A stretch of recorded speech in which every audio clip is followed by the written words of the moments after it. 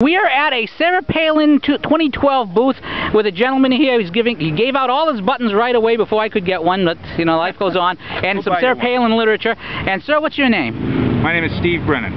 Now, Steve, where are you from? I am from Exeter, New Hampshire.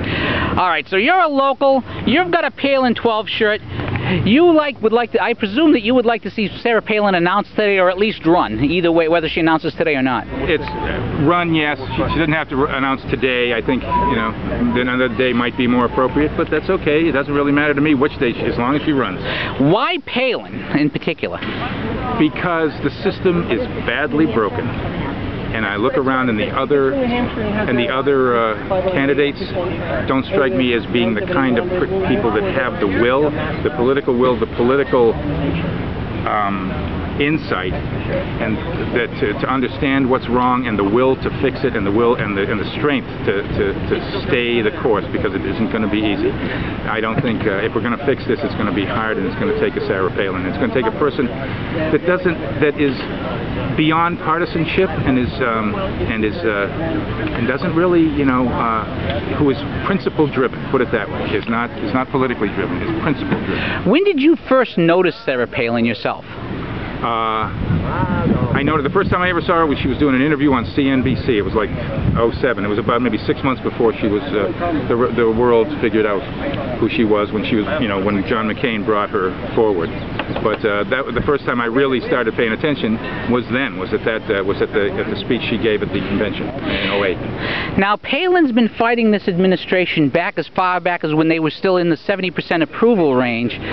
Do you think that Palin deserves credit for bringing the issues forward that other Republicans are now grabbing onto? Absolutely. I'm glad you brought that up, because they are grabbing onto it. They're grabbing onto anything that resembles Sarah Palin right now, and making it seem like they just invented it. It's like they just came up with it. It's kind of it's a little bit irritating, but I think it's all when she announces and when she gets rolling, the people will see the real deal as opposed to the imitations. Now, if she doesn't announce this year, Sarah Palin's a year younger than me, which scares me to death because it means I'm getting older.